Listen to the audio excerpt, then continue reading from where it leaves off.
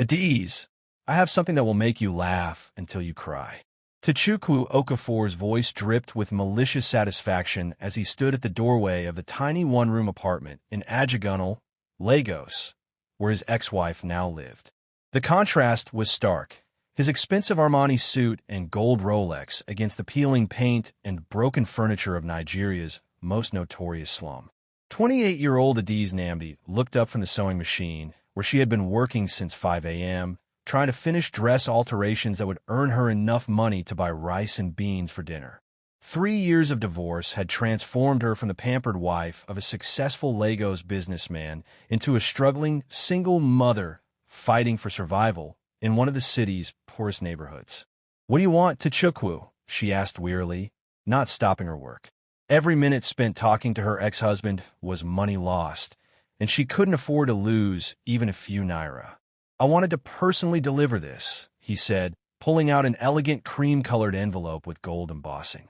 "My wedding invitation. I'm marrying Chioma next month at the Oriental Hotel. The same place we had our reception, remember?" Adaeze's hands stilled on the fabric, but she didn't look up. Of course she remembered. Their wedding at Oriental Hotel had been the social event of 2019 to 500 guests, imported flowers, a live band flown in from South Africa, and enough champagne to float a boat. Tochukwu had spared no expense to show Lagos society that he had arrived. "Congratulations," she said quietly, resuming her sewing. "I hope you'll be very happy together." "Oh, but you haven't heard the best part," Tochukwu continued, his smile becoming cruel. "I want you to come, as my special guest." This time Adaeze did look up, her dark eyes showing confusion and hurt. "Why would you want me at your wedding?" "Because Chioma and I discussed it, and we realized that some people in Lagos still feel sorry for you. They think I was too harsh in the divorce, that I left you with nothing unfairly. We want to give you a chance to show everyone that you've moved on, found your place in life." The words were carefully chosen to sound generous while delivering maximum humiliation. Tochukwu wanted her at his wedding so that Lagos high society could see how far she had fallen, from wealthy businessman's wife to slum-dwelling seamstress. "I'll pay for your dress, of course," he added with false magnanimity. "Something appropriate for your current circumstances. Maybe a nice, simple dress from Balaga Market. Nothing too fancy that might make people uncomfortable." Adaeze's 5-year-old daughter, Kimmy, looked up from her homework at the small table that served as both dining surface and desk. The little girl had her mother's beautiful features, but her father's stubborn chin, and she was old enough to understand that the man in expensive clothes was saying mean things to her mother. "Mama, who is this man?" Kimmy asked in Igbo, having never seen her father since he walked out on them when she was 2 years old. "Nobody important, baby," Adaeze replied in the same language, not wanting her daughter to know that this cruel stranger was her father. Tochukwu's face hardened at being dismissed as unimportant, but he maintained his false smile. "The wedding is in 3 weeks. Saturday afternoon, 4 p.m. I've reserved you a seat in the back. Naturally, we wouldn't want you to overshadow the bride by sitting too close to the altar." He placed the invitation on her sewing table, careful not to touch the cheap fabric she was working on. "You know, Adaeze, when I married you, I thought I was getting a partner who would help me build an empire. Instead, I got someone who was content to be ordinary. Chioma understands ambition, success, the importance of image in business. She's everything you never were." The comparison was designed to cut deep, and it did. Adaeze had loved Tochukwu completely during their 5-year marriage, supporting his business dreams, managing their home, and raising their daughter while he focused on building his shipping and logistics company. But when his business faced difficulties in 2020, instead of working together to overcome them, he had blamed her for not being supportive enough and lacking the sophistication needed for his social circle. "I should go," Tochukwu said, checking his expensive watch. "Chioma and I have a dinner reservation at Shiro. You probably don't know it. It's one of those places where dinner costs more than you make in a month. But that's the life I deserve, and now I have a woman who appreciates it." After he left, Adaeze sat staring at the elegant invitation, tears falling onto the gold embossing. Kimmy climbed onto her mother's lap, wrapping small arms around her neck. "Mama, Why are you crying? Did that mean man hurt you? No, baby. Mama is just tired. But as she held her daughter and looked around their tiny apartment, the leaking ceiling, the broken window they couldn't afford to fix, the sparse furniture that represented everything they owned, Adaeze made a decision that would change both their lives forever. She was going to that wedding, not to be humiliated, not to give Tochukwu and his new wife the satisfaction of seeing how far she had fallen, but to prove that she was stronger than either of them imagined. What Tochukwu didn't know was that 3 months ago, Adaeze had started working as a seamstress for an exclusive fashion house in Victoria Island.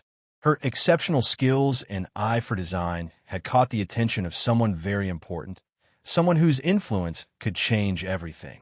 The invitation was meant to be the final humiliation of a discarded wife.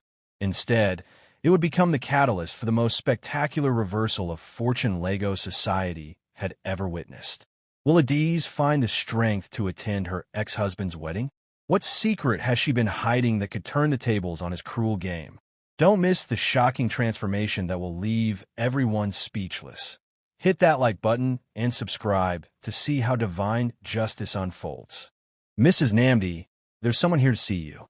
He says it's about your exceptional work on the Ankara collection. Fatima, the receptionist at Threads of Africa Fashion House, stood nervously in the doorway of the small workshop where Adaeze spent her days creating beautiful garments for Lagos's elite. It was unusual for anyone to request a meeting with one of the seamstresses, especially someone as important as the man waiting in the showroom. Adaeze looked up from the intricate beadwork she was adding to a traditional wedding gown, her fingers stained with fabric dye, but her work precise and beautiful. 3 months ago, her landlord's wife had recommended her to Threads of Africa when they needed an emergency seamstress for a high-profile client's order. Who is it? Adaeze asked, wiping her hands on her work apron. He didn't give his name, but Fatima lowered her voice to a whisper. He arrived in a Rolls-Royce with bodyguards. The car alone probably costs more than this entire building. Adaeze's heart raced as she followed Fatima to the showroom, wondering what could bring such an important person to see her. She had been careful to keep her head down and work quietly, not wanting to draw attention to herself or her circumstances. The man waiting in the showroom took her breath away. He appeared to be in his early 40s, tall and distinguished with graying temples that added to his dignified appearance. His handmade suit probably cost more than she had earned in the past year, but it was his bearing that truly impressed her, the quiet confidence of someone accustomed to power and respect. Mrs. Namdi, he said, rising from the leather chair where he had been examining her work samples. I'm Okwudili Ezeakafor. I believe you created this exceptional piece. He held up an Ankara dress that she had designed and sewn for a client's engagement party, a fusion of traditional Nigerian patterns with modern European cuts that had taken her 3 weeks to perfect. Yes, sir. Is there a problem with the garment? On the contrary, Okwudili smiled, and Adaeze noticed that his eyes were kind despite his obvious wealth and status. This is some of the finest craftsmanship I've seen in 20 years of collecting African fashion. The fusion of traditional and contemporary elements, the precision of the hand-stitched details, the innovation in the pattern placement. This is the work of an artist, not just a seamstress. Adaeze felt her cheeks warm with pride. It had been so long since anyone had praised her work or recognized her talent. Thank you, sir. Fashion design has always been my passion. I can see that. Tell me, Mrs. Namdi, what are your dreams? If you could do anything with your talents, what would it be? The question caught her off guard. For 3 years, her only dreams had been survival, paying rent, feeding her daughter, keeping their heads above water in the unforgiving ocean of Lagos poverty. But before her divorce, before the struggles, she had once dreamed of having her own fashion line, of creating clothes that celebrated African beauty and culture while competing on the international stage. I used to dream of starting my own fashion house, she admitted quietly, creating a brand that would showcase African craftsmanship to the world. But that was a long time ago, when such dreams seemed possible. Okwudili studied her face carefully, seeing something in her expression that intrigued him. Mrs. Namdi, may I ask what happened? You clearly have exceptional talent and training. How did you end up working in the back room of someone else's fashion house instead of running your own? The question was personal, but something in his manner made her feel safe to answer honestly. My ex-husband and I used to run a business together. When we divorced 3 years ago, he took everything: the house, the cars, the business assets, even my sewing equipment. He said I had contributed nothing to our success and deserved nothing from our marriage.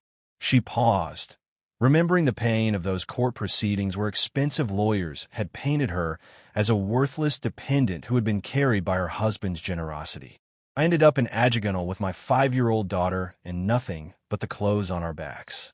I've been working as a seamstress to survive, but she gestured around the workshop. This isn't my dream. It's just what I have to do to keep my daughter fed. Okwudili was quiet for a long moment, processing her story. As one of West Africa's most successful entrepreneurs, he had built his fortune by recognizing exceptional talent and investing in people who had been overlooked by others. Mrs. Namdi, I have a proposition for you. I'm launching a new luxury fashion line focused on contemporary African designs for the international market. I need someone with your talent and vision to be the creative director. Adaeze stared at him, certain she had misheard. Sir, I don't understand. You don't know me. You've only seen one dress. I've seen enough. Talent like yours is rare, and I've learned to recognize it quickly. The position comes with a creative studio in Victoria Island, a full design team under your direction, an international marketing budget, and a salary that will change your life. He handed her a business card made of heavy cardstock with elegant embossing. Isiakafor Industries, African Fashion Division. Think about it over the weekend. If you're interested, call my assistant on Monday morning.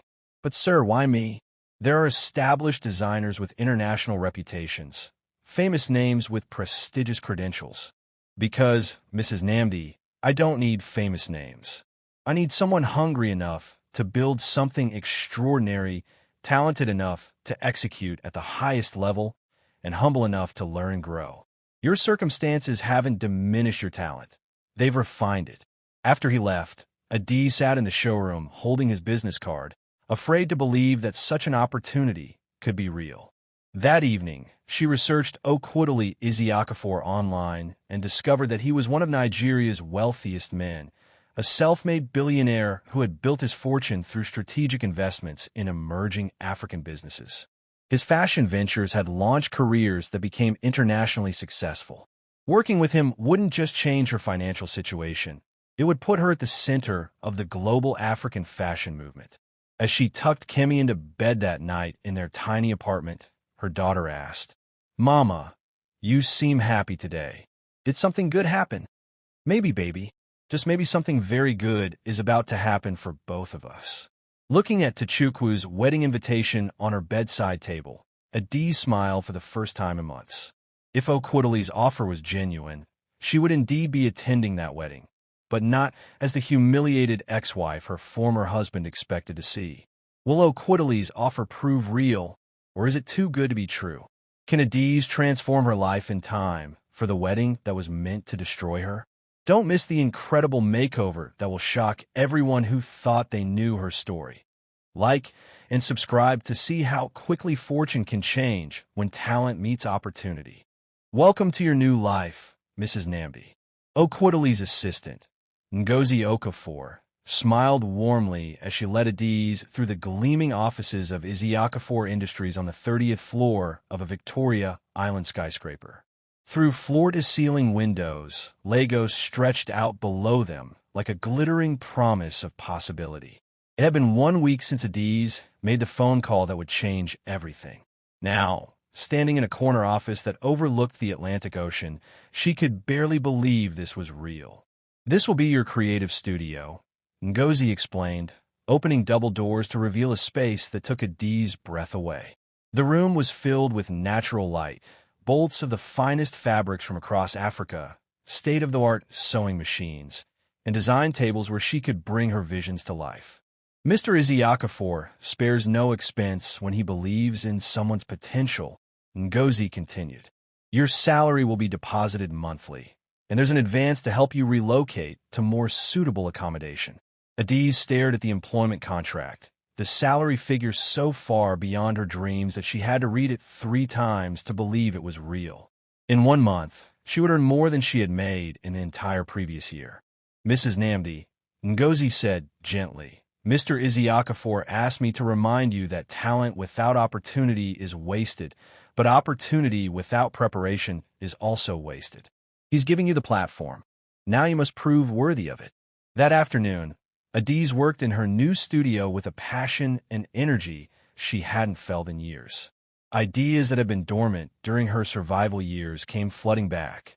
She sketched designs that fused traditional Nigerian craftsmanship with international fashion trends, creating clothes that would make African women feel proud of their heritage while competing in global markets. When evening came, she was reluctant to leave the beautiful space and return to Ajagunal. But as she prepared to go home to Kemi, Ngozi handed her an envelope. Mr. Isiakafor asked me to give you this. He said you'll need appropriate attire for the business events you'll be attending as our creative director.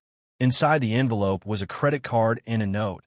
Mrs. Namdi, part of your role will involve representing our brand at high-profile events. Please ensure you have a wardrobe befitting your new position. Consider this an investment in our mutual success. OE. The credit limit was more money than Adaeze had ever seen at one time. Over the next 2 weeks, her life transformed at lightning speed. She found a beautiful 3-bedroom apartment in Ikoyi for herself and Kemi, complete with a garden where her daughter could play safely. She enrolled Kemi in one of Lagos's best private schools, where the little girl blossomed under the attention of qualified teachers and new friends. But perhaps the most dramatic change was in Adaeze herself. Working in the creative studio, surrounded by beautiful fabrics and given unlimited resources to express her artistic vision, she rediscovered the confident, talented woman she had been before divorce and poverty had beaten her down. "Mama, you look different," Kemi observed one evening as they sat in their new apartment, both of them still amazed by the space and comfort. "Different how, baby? You smile now, and you stand up straight like the princess in my storybook." Adaeze realized her daughter was right. For 3 years, she had carried herself like someone ashamed of her circumstances, hunched over sewing machines in cramped workshops, avoiding eye contact with people who might judge her poverty. Now, creating beautiful things in a beautiful space, treated with respect and paid what her work was worth, she was remembering who she had always been inside. 2 days before Tochukwu's wedding, Ngozi entered the studio with exciting news. "Mrs. Namdi, Mr. Isiakafor would like to see you in his office, and he asked me to tell you to bring your most impressive design sample." Okwudili's office occupied an entire floor of the building, with panoramic views of Lagos and decor that spoke of refined international taste combined with pride in African heritage. "Adaeze," he said, using her first name for the first time, "your work over the past 2 weeks has exceeded even my high expectations. The designs you've created are extraordinary." "Thank you, sir. Having proper resources and creative freedom has allowed me to." "There's something I want to discuss with you," he interrupted gently. "I've been invited to a wedding this weekend, a social event that will bring together some of Lagos's most influential business leaders. I think it would be valuable for you to attend with me, to begin building the relationships that will help launch our fashion line." Adaeze's heart stopped. Could he possibly be talking about the same wedding? "What wedding, sir?" "Tochukwu Okafor is marrying Chioma Adebayo. Do you know them?" The irony was so perfect, it took her breath away. Her billionaire employer was asking her to accompany him to her ex-husband's wedding. The same wedding where Tochukwu expected to humiliate her as a poor, broken woman with nothing to show for her life. I know them slightly," she managed to say. "Excellent. It will be good for business relationships, and I think it's time Lagos society meets the brilliant mind behind our new fashion venture. Will you accompany me?" Adaeze thought of Tochukwu's cruel smile when he delivered the invitation, his assumption that she would attend alone and ashamed, wearing a cheap dress from Balagan Market. She thought of his new wife, who had been told stories about the inadequate ex-wife who lacked sophistication and ambition. "I would be honored to accompany you, sir." "Wonderful." And Adaeze, he smiled with what looked like anticipation. "We're something that showcases your design talents." I want everyone to see exactly what kind of creative genius I've discovered. That evening, Adaeze stood in her new walk-in closet, designing the perfect outfit for the most important social event of her life. She would create something that honored her African heritage while demonstrating her international sophistication, something that would announce to Lagos society that Adaeze Nnamdi was not just surviving, but triumphantly successful. Tochukwu had invited her to be humiliated. Instead, she would arrive as the creative director of a billionaire's fashion empire, wearing her own stunning design and accompanied by one of the most powerful men in West Africa. Will Adaeze's transformation be complete in time for the wedding? How will Tochukwu react when he sees what has become of the ex-wife he expected to humiliate? Don't miss the moment when the hunter becomes the hunted. Hit that subscribe button to witness the most satisfying reversal of fortune ever. This will be my masterpiece. Adaeze stood in her creative studio at 2 a.m., 3 days before Tochukwu's wedding, putting the finishing touches on the gown that would announce her resurrection to Lagos society. The dress was a work of art, a stunning fusion of traditional Igbo uli patterns with contemporary European silhouettes, hand-beaded with gold thread that caught the light like captured stars. She had been working on it every evening after office hours, pouring all her skill, creativity, and emotion into creating something that would be absolutely unforgettable. The deep royal blue fabric was imported silk that complemented her skin tone perfectly, while the intricate beadwork told the story of a woman who had fallen but refused to stay down. "Mama, why are you still awake?" Kemi asked, appearing in the studio doorway in her new princess pajamas, rubbing sleepy eyes. "I'm working on something very special, baby. Come see." Kemi gasped when she saw the dress displayed on the mannequin. Even at 5 years old, she could recognize that her mother had created something magical. "It's the most beautiful dress in the world. Are you going to wear it to be a princess?" Something like that, Adaeze smiled, thinking about the fairy tale reversal that was about to unfold. Mama is going to a party where some people expect to see her looking sad and poor. Instead, they're going to see that Mama is successful and happy. "Will my daddy be at this party?" Kemi asked innocently. Adaeze's heart clenched. In the excitement of her transformation, she hadn't yet figured out how to explain to her daughter that the cruel man who had visited their old apartment was actually her father. "Yes, baby, he'll be there, and he's going to see that we don't need him to be happy and successful." The next morning, Okwudili arrived at the studio to review the designs for their upcoming international collection. When he saw Adaeze's wedding guest dress, he stopped in his tracks.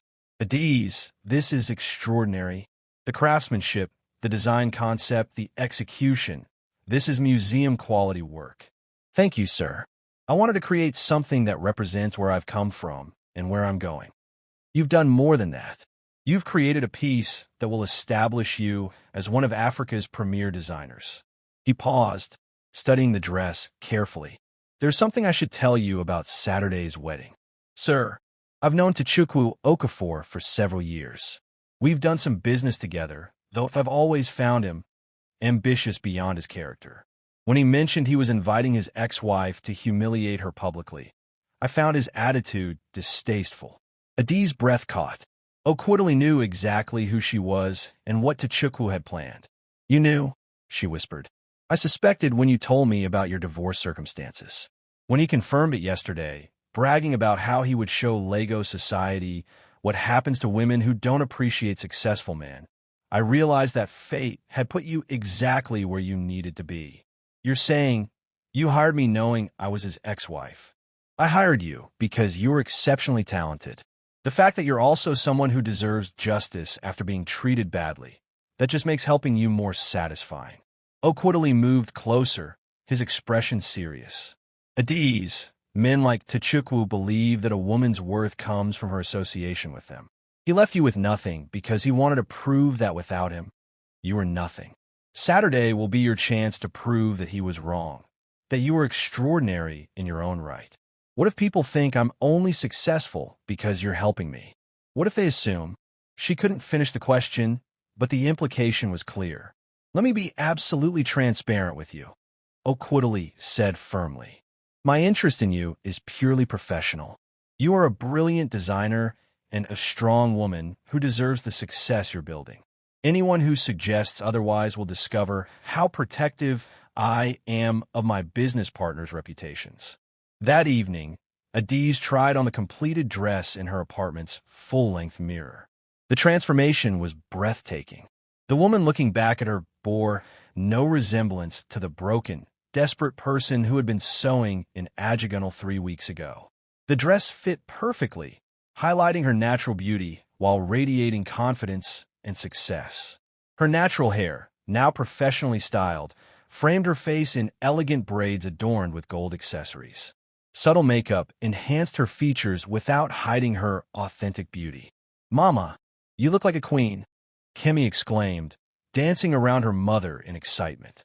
"Do you think so, baby?" "Yes. You're the most beautiful queen in Nigeria." As Adaeze prepared for bed, she thought about the journey that had brought her to this moment. 3 weeks ago, she had been invisible, a poor seamstress struggling to survive in Lagos's slums. Tomorrow, she would walk into the Oriental Hotel as a successful fashion executive, wearing her own stunning creation, accompanied by one of Nigeria's most powerful men. Tochukwu had orchestrated his wedding invitation as the final humiliation of a discarded wife. Instead, it would become the stage for her spectacular comeback, proof that his judgment of her worth had been as wrong as his character was flawed. Her phone buzzed with a text message from an unknown number. "See you tomorrow, Adaeze. Hope you found something suitable to wear from Balogun Market. Looking forward to showing Lagos how much better my life is without you. T." Adaeze smiled as she deleted the message. By tomorrow evening, Tochukwu would understand that pride comes before a fall, and that the woman he had dismissed as worthless was about to remind him why he should never have let her go. Will Adaeze's dramatic transformation be enough to turn the tables on her ex-husband's cruel plan? What will happen when Lagos society sees the poor seamstress they expected versus the fashion executive who actually arrives? Don't miss the wedding that will change everything. Like and subscribe for the most epic social reversal ever witnessed. "Sir, your car is ready." Okwudili's driver stood at attention beside the gleaming black Rolls-Royce Phantom parked outside Adaeze Ikoyi apartment building. The luxury vehicle drew curious stares from neighbors who had watched her move into the upscale neighborhood just weeks ago.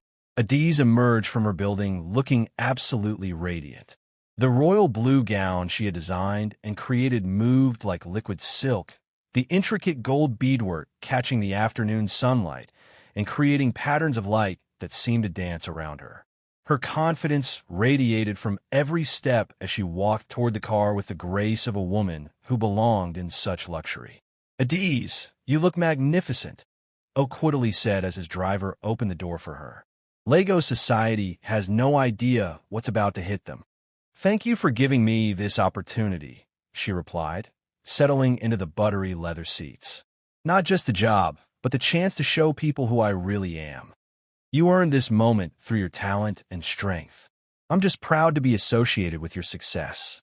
As the Rolls-Royce glided through Lagos traffic toward Victoria Island, Adaeze felt a mixture of excitement and nervousness. In 30 minutes, she would walk into the Oriental Hotel, where her entire social circle would be gathered for what they expected to be her public humiliation. "Are you ready for this?" Okwudili asked, noticing her deep breathing. "I've been ready for 3 years," she replied with quiet determination. "Ever since the day Tochukwu told me I was worthless and would never amount to anything without him." The Oriental Hotel buzzed with activity as Lagos's elite gathered for the social event of the month. Tochukwu had spared no expense for his wedding to Chioma, determined to showcase his success and sophisticated taste to everyone who mattered in Nigerian business and society. In the bridal suite, Chioma Adebayo put the finishing touches on her makeup while her bridesmaids fussed around her elaborate white gown imported from Milan.